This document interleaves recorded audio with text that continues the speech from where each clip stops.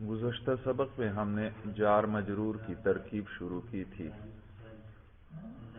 اور آپ کو میں نے بتلایا تھا کہ جار مجرور جب بھی کلام میں آ جائیں وہ 8 چیزوں میں سے کسی ایک کے ساتھ متعلق ہوں گے اور وہ 8 چیزیں ہر وقت آپ کے ذہن میں ہونی چاہیے۔ تو وہ 8 چیزیں یاد ہیں۔ نمبر 1 فعل، نمبر 2 مصدر، نمبر 3 اسم فاعل، نمبر 4 اسم مفعول، نمبر 5 صفت مشبہ، نمبر 6 اسم تفضیل، نمبر 7 مبالغے کے صیغے اور نمبر 8 اسم فعل۔ یہ 8 چیزیں ہر وقت ذہن میں ہوں بھائی۔ تو جب بھی جار مجرور کلام میں آئے گا وہ ان 8 میں سے کسی ایک سے ضرور متعلق ہوگا۔ اگر جملے کے اندر ان میں سے کوئی ایک موجود ہے تو جار مجرور اس سے متعلق ہو جائے گا، اور اگر جملے میں ان میں سے کوئی بھی موجود نہیں تو پھر ہمیں محذوف نکالنا پڑے گا۔ بات سمجھ میں آئی بھائی؟ اور جار مجرور کو میں نے بتایا تھا ظرف کہتے ہیں مجازن، اور ان کا متعلق جو ہے یہ خود تو کیا ہے متعلق، اور جس سے جڑیں گے وہ ہے متعلق۔ تو ان کا متعلق اگر کلام کے اندر ذکر ہو تو ان کو کہتے ہیں ظرف لغو۔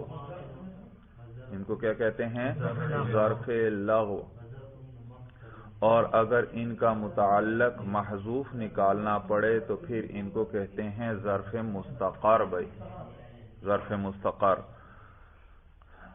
تو یہ جو ظرف ہے اس نے بھی اپنے متعلق کی جگہ پر قرار پکڑا ہوا ہے۔ زید فی الدار، اصل میں کیا تھا؟ زید ثابت فی الدار، تو ثابت چلا گیا اور یہ فی الدار نے اس کی جگہ پر قرار پکڑ لیا، تو اس لیے یہ کیا ہے؟ ظرف مستقر ہے بھائی، ظرف مستقر۔ اور اگر اپنے عامل کی جگہ پر، اپنے متعلق کی جگہ پر قرار نہیں پکڑا تو پھر وہ ظرف لغو ہے۔ اور پھر میں نے یہ بھی بتایا تھا کہ یہ جو محذوف نکالیں گے یہ افعال عامہ میں سے بھی نکال سکتے ہیں اور افعال خاصہ میں سے بھی، اور افعال عامہ مشہور 4 ہیں، مشہور 4، اور وہ کون کون سے ہیں؟ کون؟ ثبوت، حصول اور وجود۔ تو ان سے فعل بھی نکال سکتے ہیں اور صفت کا صیغہ بھی نکال سکتے ہیں۔ تو کون سے؟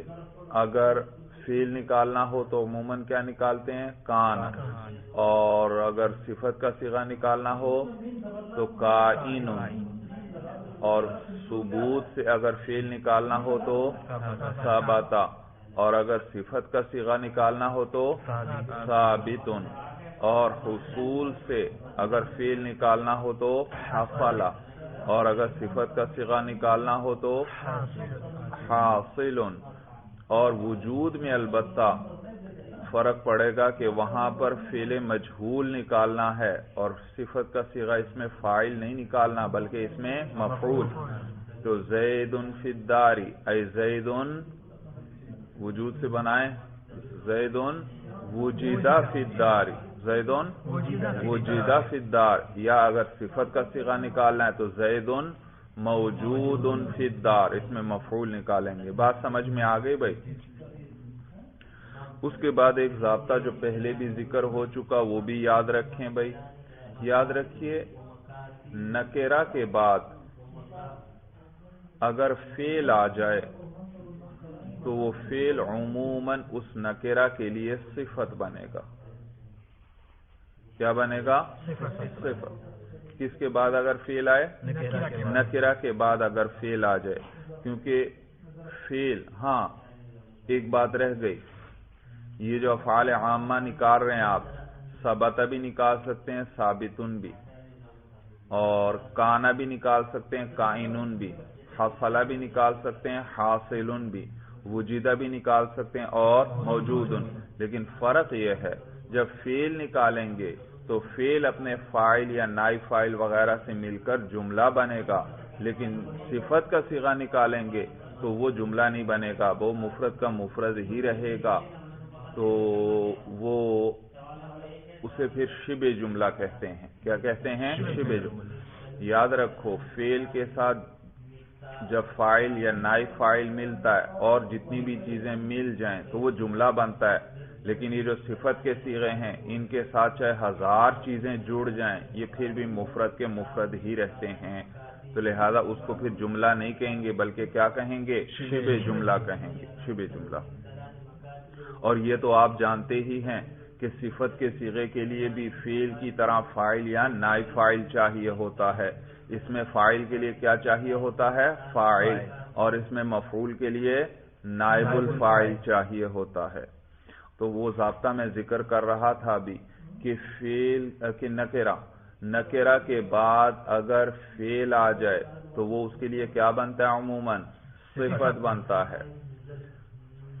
کس طرح صفت بنے گا؟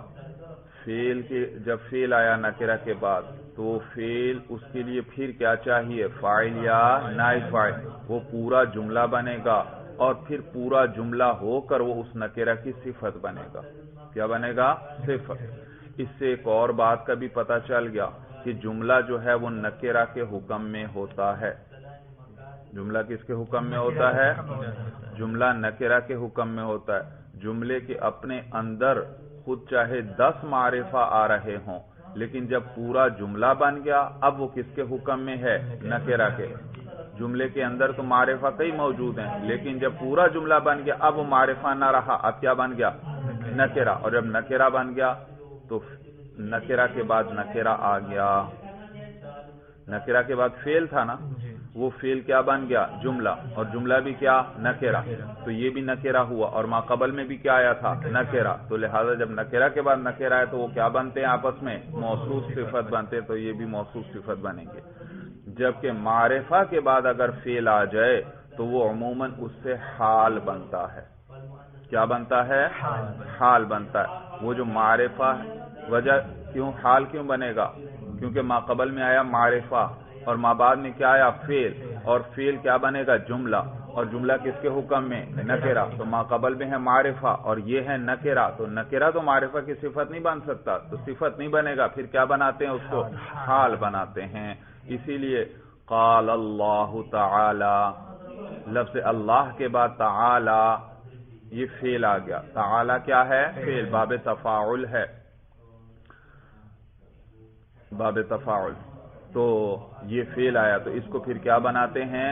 حال بناتے ہیں۔ لفظ اللہ کو ذوالحال اور تعالی کو اسے حال بناتے ہیں بھائی۔ تو ضابطہ سمجھ میں آیا؟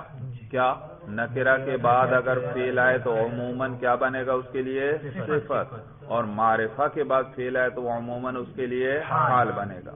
اور بالکل اسی طرح ہے جار مجرور بھی۔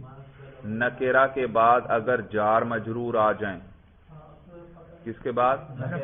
اور وہ جار مجرور کسی سے جڑ نہ رہا ہو، یہ بھی یاد رکھنا ساتھ کہ نکرہ کے بعد کون آئے؟ جار مجرور، اور وہ جار مجرور کسی سے جڑ نہ رہا ہو تو پھر وہ بھی اس نکرہ کے لیے صفت بنے گا۔ بات سمجھ میں آئی؟ کون ہے نکرہ کے بعد؟ اور وہ جار مجرور کسی سے جڑ نہ رہا ہو، یعنی محذوف نکالنا پڑے آپ کے لیے اس کے متعلق کو، تو پھر وہ بھی عموماً کیا بنتا ہے اس نکرہ کے لیے؟ صفت۔ اور معرفہ میں بعینی ہی اسی طرح، معرفہ کے بعد اگر جار مجرور آئے اور وہ کسی سے جڑ نہ رہا ہو تو پھر وہ اس معرفہ سے حال بنے گا۔ کیا بنے گا؟ حال بنے گا۔ ضابطہ سمجھ میں آیا؟ معلوم ہے نکرہ کے بعد فعل آ جائے یا جار مجرور آ جائے اور وہ کسی سے نہ جڑ رہا ہو تو یہ دونوں نکرہ کے لیے صفت بنتے، اور معرفہ کے بعد اگر فعل آ جائے یا جار مجرور آ جائے اور وہ جار مجرور کسی سے نہ جڑ رہا ہو، محذوف نکالنا پڑے اس کا متعلق، تو وہ فعل یا وہ جار مجرور اس معرفہ کے لیے حال بنیں گے بھائی۔ ضابطہ اچھی طرح سمجھ میں آ گیا؟ چلیے اب کچھ ترکیبیں کر لیجئے بھائی۔ الماء، اچھا گزشتہ ترکیب میں نے دی تھی کوئی؟ جی کیا ترکیب تھی؟ جملہ ذرا پڑھیں. اشتریت هذه الدار من زید. اشتریت، اچھا بھائی میں نے ترکیب دی تھی پچھلے سبق میں، اشتریت هذه الدار من زید. چلیے بھائی ترکیب کیجئے بھائی، آپ حل کیا بھائی، کوشش کی ہے حل کرنے کی؟ ہاں چلیں کیجئے بھائی. اشتریت کا معنی آتا ہے کہ نہیں آتا؟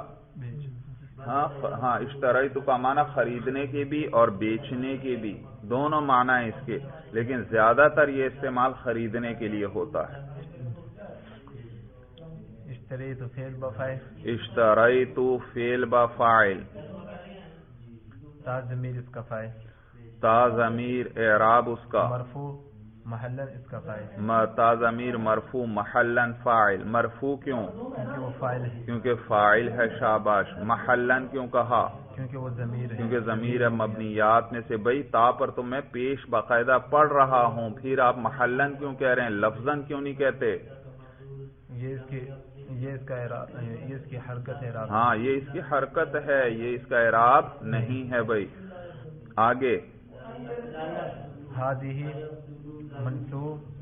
منصوب محلن مضاف. هذه منصوب محلن مضاف. منصوب کیوں؟ جی شاباش. یہ منصوب محلن موصوف. منصوب محلن موصوف. منصوب کیوں؟ فعل کے بعد ہاں فاعل مرفوع. ہاں اب آگے مفعول آئے گا. شاباش. یہ مفعول بنے گا کیونکہ فاعل گزر گیا. فعل کے آنے کے بعد صرف فاعل یا نائب فاعل مرفوع ہوتے ہیں، پھر آگے سارے آگے منصوبات یا مجرورات ہوتے ہیں، تو لہذا مرفوع تو یہ ہو نہیں سکتا. یا یہ منصوب ہے یا یہ مجرور ہے. اور مجرور تو صرف دو ہی ہیں، جس پر حرف جر داخل ہو یا جس پر مضاف آئے، یعنی مضاف الیہ ہو وہ، اور نہ اس پر حرف جر داخل ہے اور نہ اس سے پہلے کوئی مضاف گزرا ہے، تو یہ مضاف الیہ بھی نہیں اور حرف جر بھی اس پر داخل نہیں، تو لہذا یہ مجرور نہیں بلکہ منصوب ہے، مفعول بھی بنے گا. اچھا منصوب محلن کیوں کہا آپ نے؟ یہ اس میں اشارہ ہے. اس میں اشارہ ہاں یہ اس میں اشارہ ہے، اور اس میں اشارہ کیا ہے، کس میں سے ہے؟ مبنیات. 3-4 چیزیں میں نے ذکر کی تھیں. نمبر 1 تمام ترتیب سے تمام ضمیریں ہیں. نمبر 2 اسماء اشارہ ہیں. نمبر 3 اسماء موصولہ. یہ تو ہر وقت آپ کے ذہن میں ہو، تمام ضمیریں، اسماء اشارہ اور اسماء موصولہ یہ مبنیات میں سے ہیں. ان کا اعراب ہمیشہ محلن بتلانا ہے. تو ہذہ منصوب محلن موصوف. آپ کو کیسے پتا چلا یہ موصوف ہے؟ ہمارے پاس 2 لفظ آ رہے ہیں اور وہ دونوں معرفہ ہیں. شاباش. دونوں معرفہ ہیں، اور جب 2 معرفہ اکٹھے آ جائیں تو عموماً پہلے کو موصوف بناتے ہیں اور بعد میں جتنے بھی معرفہ ہوں وہ اس کی صفت بنتے ہیں. تو ہذہ منصوب محلن موصوف. آگے الدار منصوب محلن صفت. الدار منصوب تقدیرا منصوب لفظا صفت. ہاں منصوب لفظاً صفت. منصوب کیوں؟ کیونکہ یہ صفت بن رہا ہے. کیونکہ صفت ہے اور صفت موصوف کا اعراب ایک ہوتا ہے. موصوف منصوب تھا تو صفت بھی منصوب ہوگی. اور آگے کیا کہا؟ کون سا منصوب ہے؟ لفظاً. لفظاً کیوں کہا؟ کیونکہ اس کے نصب پر ہم تلفظ کر رہے ہیں. ذرا کر کے دکھائیے. دارا الدارا. جی جر پہ ذرا تلفظ کریں. الداری. الداری. ذرا پیش پر تلفظ، ضمے پر تلفظ کریں. الدارو. الدارو. تو یہ الدارا منصوب لفظاً صفت. جی موصوف صفت مل کر مفعول بھی. شاباش. موصوف صفت مل کر مفعول بھی، کیونکہ آگے اب جار مجرور الگ آنے والے ہیں تو ان کو سمیٹ دیا. موصوف صفت مل کر مفعول بھی. آگے من حرف جر. من جارہ. زید مجرور لفظاً زید مجرور لفظاً، بس دوبارہ مجرور کہنے کی ضرورت نہیں، زید مجرور لفظاً، مجرور کیوں؟ کیونکہ اس پر حرف جر داخل ہو رہا ہے، کیونکہ اس پر حرف جر داخل ہوا اور وہ جر دیتا ہے تو یہ مجرور ہوا۔ لفظاً کیوں کہا؟ اس کے جر پر ہم باقاعدہ تلفظ اس کے جر پر ہم باقاعدہ تلفظ کر رہے ہیں، کر کے دکھائیے۔ زیدین، شاباش۔ تو مجرور لفظاً، جی آپ سمیٹیے۔ جار مجرور مل کر متعلق ہوئے، اشتریت فعل، جار مجرور مل کر متعلق ہوئے کس سے؟ اشتریت فعل سے۔ میں نے کیا بتایا تھا؟ جار مجرور کتنی چیزوں سے متعلق ہونا چاہتا ہے؟ 8 میں سے کسی ایک چیز کے ساتھ۔ ان میں سے کوئی چیز تھی؟ ان 8 چیزوں میں سے کیا چیز گزری یہاں پر؟ فعل۔ تو اس فعل سے ہم جوڑ کر دیکھتے ہیں، اور میں نے جوڑنے کا طریقہ بھی بتایا تھا۔ کس طرح جوڑ کر دیکھیں گے؟ صرف متعلق کو پکڑیں اور متعلق یعنی جار مجرور کو پکڑیں، باقی لفظوں کو ختم کر دیں۔ متعلق کون ہے یہاں پر؟ اشتریت، اور متعلق کون ہے؟ من زیدن، باقی لفظوں کو ختم کر دیں۔ اشتریت من زیدن، اور ترجمہ کر کے دیکھیں اس کا ذرا۔ اشتریت من زیدن، میں نے خریدا زید سے، میں نے خریدا زید سے۔ بات صحیح بن رہی ہے کہ نہیں بن رہی؟ صحیح بن رہی ہے۔ معلوم ہوا ہم صحیح جوڑ رہے ہیں۔ بعض اوقات آپ جوڑیں گے آپ کو خود پتہ لگ جائے گا یہ تو معنی ہی نہیں صحیح بن رہا، اس سے جوڑ ہی نہیں سکتا، تو یہ ترجمہ کر کے دیکھ لیا کرو۔ بات سمجھ میں آ گئی بھائی؟ تو اشتریت من زیدن، اشتریت میں نے خریدا، من زیدن زید سے۔ ترجمہ صحیح ہو رہا ہے؟ معلوم ہوا یہ اسی سے جڑے گا بھائی۔ تو جار مجرور مل کر متعلق ہوئے اشتریت فعل سے۔ اب سمیٹیے بھائی سارے کو۔ فعل اپنے مفعول اور متعلق، اپنے فاعل سب سے پہلے، فعل اپنے فاعل اور مفعول بھی اور اپنے متعلق سے مل کر جملہ فعلیہ خبریہ۔ فعل اپنے فاعل اور مفعول بھی اور متعلق سے مل کر جملہ فعلیہ خبریہ ہوا۔ اب اس کو ذرا روانی سے پڑھ دو، ایک ایک لفظ کا اعراب آپ نے نکال لیا۔ اشتریت هذه الدار من زید، اشتریت هذه الدار من زید۔ ترجمہ کیجئے۔ میں نے زید سے اس گھر کو خریدا۔ ہاں، اشتریت میں نے خریدا، هذه الدار یہ گھر، زید سے، من زید زید سے، میں نے یہ گھر زید سے خریدا۔ ترجمہ سمجھ میں آیا بھائی؟ اب یہاں ایک اور اشکال ہوتا ہے۔ ہاذہ یہ تو مؤنث کا اسم اشارہ ہے، ہاذا مذکر کے لیے اور ہاذہ مؤنث، اور الدار یہاں یہ تو مذکر ہے تو یہ تو موصوف صفت میں مطابقت نہیں۔ کیا جواب دیں گے؟ ہاں، یہ الدار اگرچہ اس میں آخر میں گول تا نہیں ہے، مؤنث کی کوئی علامت نہیں ہے، لیکن عرب اس کو کس طرح استعمال کرتے ہیں؟ مؤنث ہی استعمال کرتے ہیں۔ ہم نے عربوں سے مؤنث ہی اس کو سنا ہے، اس کو کہتے ہیں مؤنث سماعی، تو لہذا یہاں مطابقت ہے۔ موصوف اگر مؤنث ہے تو صفت بھی کیا ہے؟ مؤنث ہے بھائی، شاباش۔ تو موصوف صفت میں اعراب میں بھی مطابقت ہوتی ہے۔ موصوف اگر مرفوع ہو تو صفت بھی مرفوع، موصوف اگر منصوب ہو تو صفت بھی منصوب، موصوف اگر مجرور ہو تو صفت بھی مجرور۔ نیز تذکیر و تانیث میں بھی مطابقت ہوتی ہے۔ موصوف مذکر تو صفت بھی مذکر، موصوف مؤنث تو صفت بھی مؤنث، اور واحد تثنیہ جمع ہونے میں بھی مطابقت ہوتی ہے۔ موصوف اگر مفرد ہو تو صفت بھی مفرد ہوگی، موصوف اگر تثنیہ تو صفت بھی تثنیہ، موصوف اگر جمع تو صفت بھی جمع۔ ہاں، ایک اور ضابطہ آپ کو میں نے بتلایا تھا کہ جمع بتاویل جماعتن کے کس کے حکم میں ہے؟ واحد مؤنث۔ لہذا اگر موصوف جمع ہو، موصوف کیا ہو؟ جمع ہو، تو اس کی صفت واحد مؤنث آ سکتی ہے۔ جیسے پیچھے مثال گزری تھی، کتبن جیدتن، کتبن کیا تھا؟ جمع، اور جیدتن واحد مؤنث، تو جواب آپ نے وہاں کیا دیا تھا؟ کہ یہ جمع کس بتاویل ہے جماعتن کے کس کے حکم میں واحد مؤنث. جب یہ واحد مؤنث ہے تو صفت بھی جیدتن واحد مؤنث لے آئے. اگلا جملہ لکھیے بھائی. الماء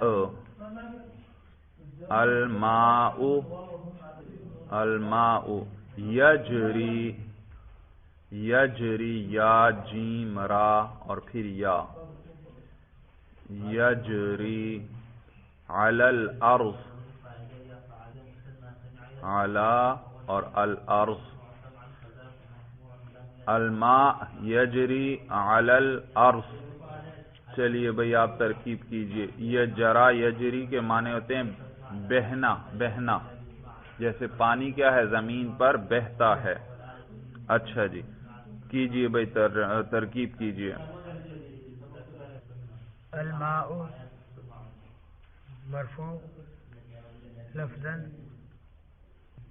مبتدا. الماء مرفوع لفظا مبتدا. مرفوع کیوں؟ مبتدا ہے. لفظا کیوں؟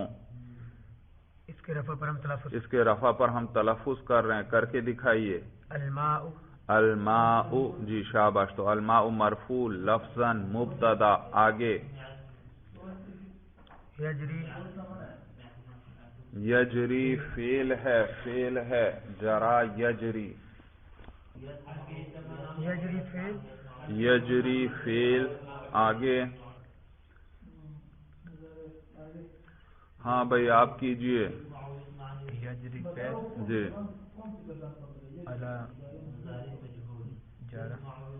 اعلی. اچھا اعلی جارہ. الارض مجرور. جار مجرور مل کر متعلق ہوئے یجری فعل کے. جار مجرور مل کر متعلق یجری فعل کے. اور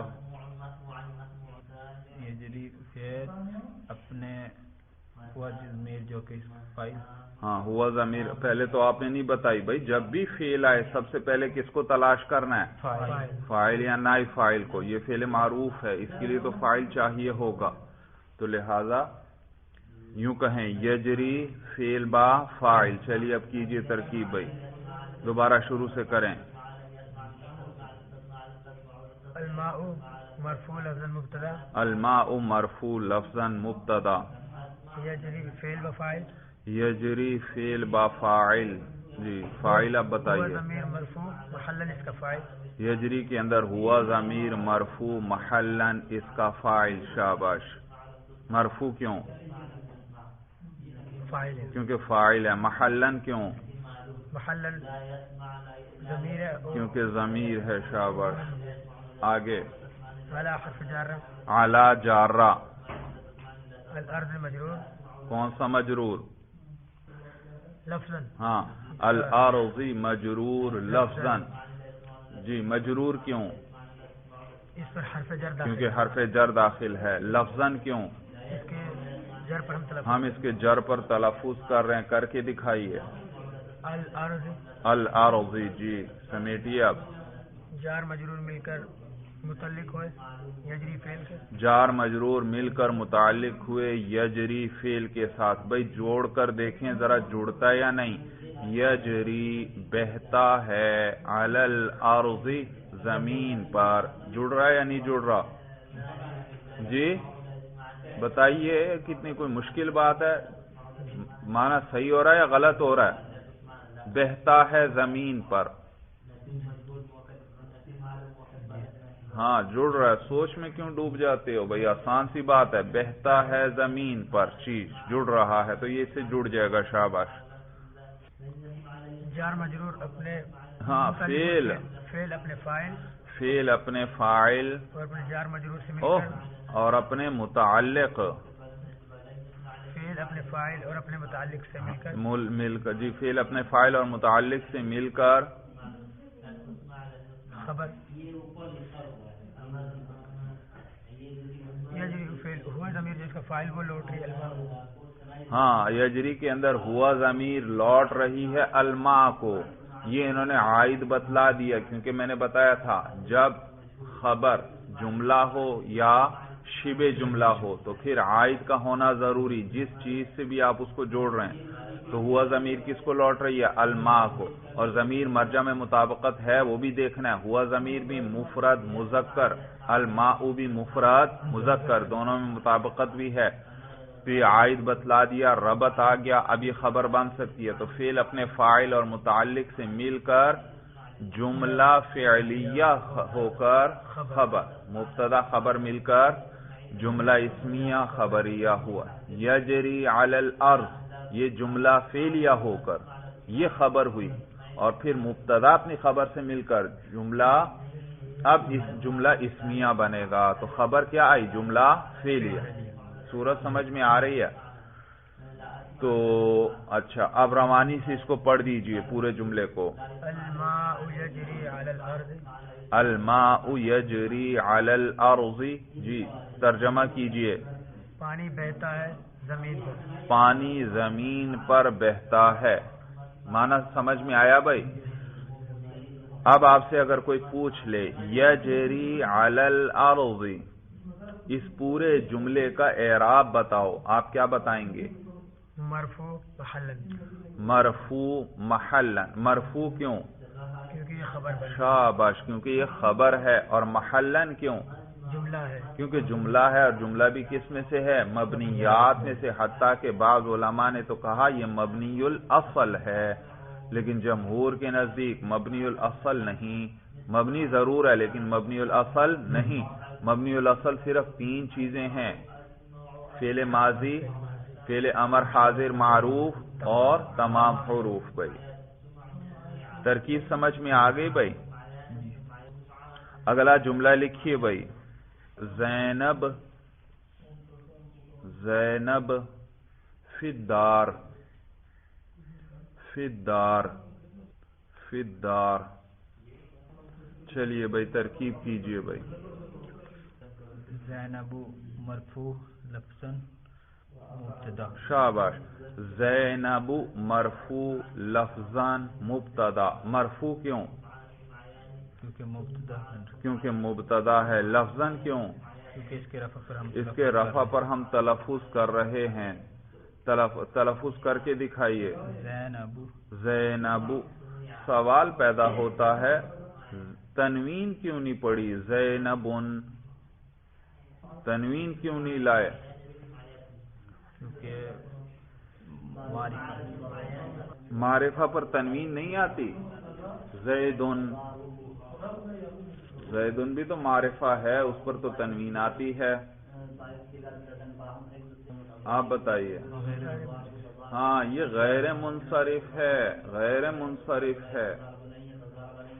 اور اسباب منع صرف کیا کیا ہیں اس کے اندر؟ ایک علمیت ہے، نام ہے، یہ تو سب سے آسان ہوتا ہے علمیت، اور دوسرا تانیث ہے، یہ مؤنث کا نام ہے۔ 2 سبب آگئے، لہذا اور جو غیر منصرف ہوتا ہے اس پر کسرہ بھی نہیں آتا، تنوین بھی نہیں آتی۔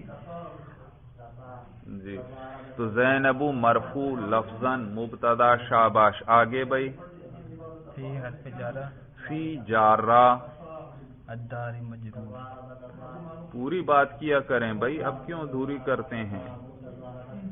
الداری مجرور لفظاً، ہاں الداری مجرور لفظاً۔ اب سمیٹیے۔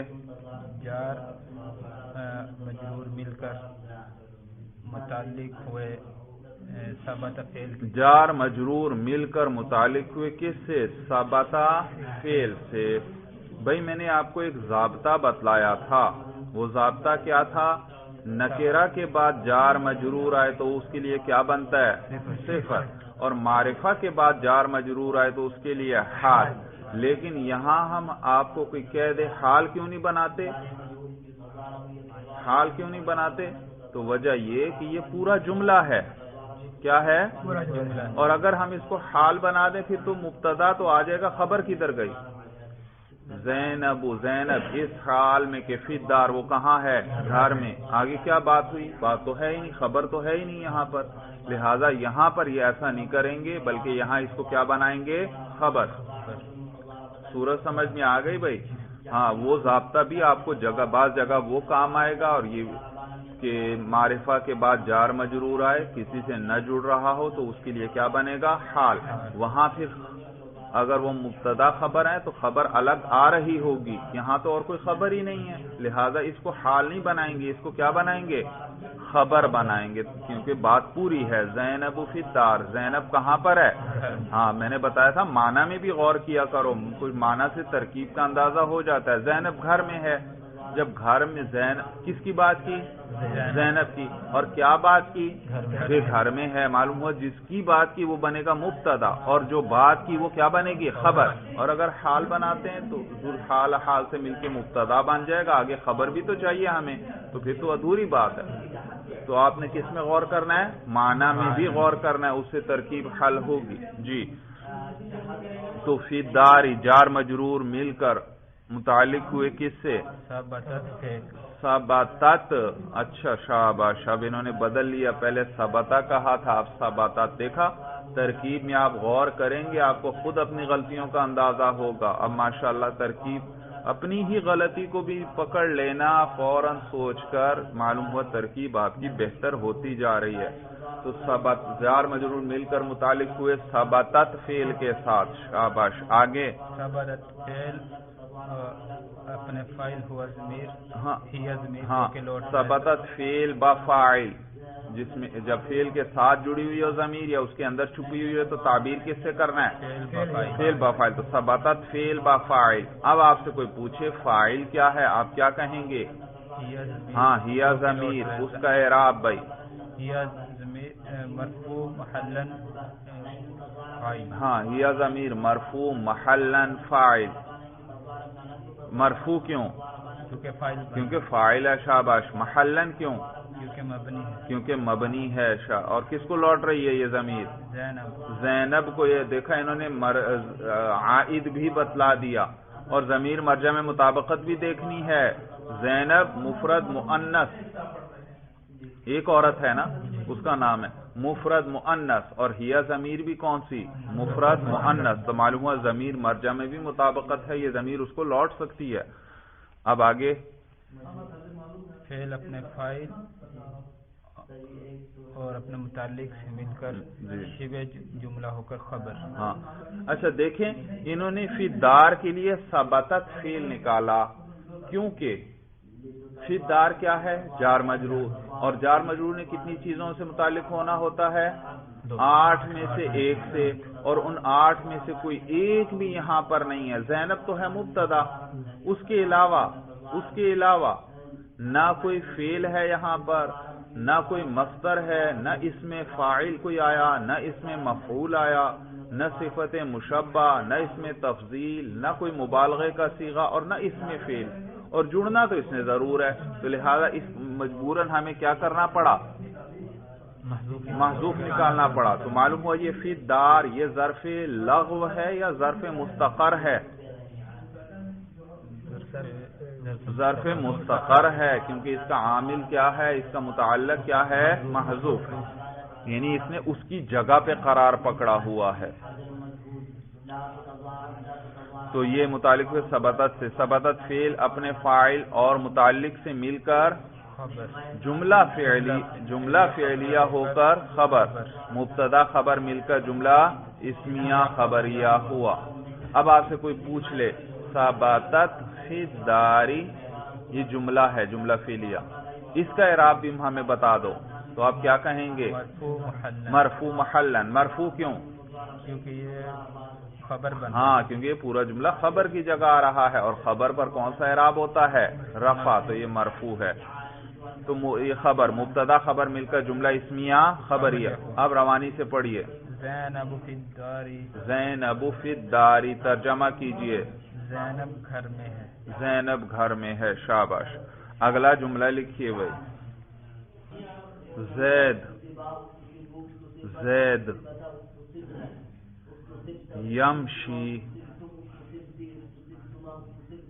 یمشی فی السوق، فی اور السوق، الف لام سین واو اور قاف دو نقطوں والا، زید یمشی فی السوق، مشا یمشی کا معنی ہوتا ہے چلنا، پیدل چلنا۔ چلیے بھائی ترکیب کیجئے۔ زید مرفوع لفظاً مبتدا، زید مرفوع لفظاً مبتدا، مرفوع کیوں؟ مبتدا لفظاً کیوں؟ اس کے رفع پر باقاعدہ ہاں تلفظ کرتے ہیں۔ مبتدا ہے اور اس کے رفع پر ہم باقاعدہ تلفظ کر رہے ہیں۔ آگے یمشی فعل بفاعل، یمشی فعل بفاعل، ہوا ضمیر اس کے اندر اس کا ہوا ضمیر مرفوع لفظاً مرفوع محلاً اس کا فاعل، ہاں ہوا ضمیر اس کے اندر مرفوع محلاً اس کا فاعل۔ آگے فی حرف جار، فی حرف جر، فی جارہ، فی جارہ، ہاں السوق مجرور لفظاً، السوق مجرور لفظاً، سوق بازار کو کہتے ہیں۔ السوق مجرور لفظاً، مجرور کیوں؟ کیونکہ اس پہ حرف جر کیونکہ داخل حرف ہوتا ہے۔ جر داخل ہے۔ لفظاً کیوں؟ اس کے جر پر ہم باقاعدہ تلفظ کر رہے ہیں۔ اس کے جر پر ہم باقاعدہ تلفظ کر رہے ہیں۔ شاباش۔ جار مجرور مل کر متعلق ہوئے یمشی فعل کے، جار مجرور مل کر متعلق ہوئے یمشی فعل کے ساتھ۔ بھائی جڑتے بھی ہیں یا نہیں؟ متعلق کون ہے؟ یمشی، اور متعلق کون ہے؟ فی السوق۔ ذرا ان کو الگ کر دو۔ یمشی فی السوق،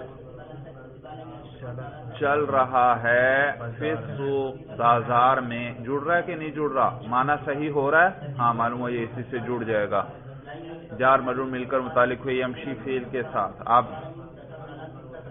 یمشی وہ ضمیر اس کے اندر فاعل جو لوٹ رہی ہے زید مبتدا، ہاں ہو یمشی کی ضمیر لوٹ رہی ہے زید مبتدا کو، یہ انہوں نے عائد بتلا دیا۔ اب یہ جملہ خبر بن سکتا ہے۔ یمشی اپنے فاعل اور متعلق سے مل کر جملہ فعلیہ ہو کر خبر، یمشی فعل اپنے فاعل اور متعلق سے مل کر جملہ فعلیہ ہو کر خبر، مبتدا خبر مل کر جملہ اسمیہ خبریہ ہوا۔ اب روانی سے پڑھ دیں۔ زید یمشی فی السوق، زیدن یمشی، زیدن کے آخر میں کیا ہے؟ تنوین، تنوین یعنی نون ساکین ہے، اور اس کے بعد کیا ہے؟ یا۔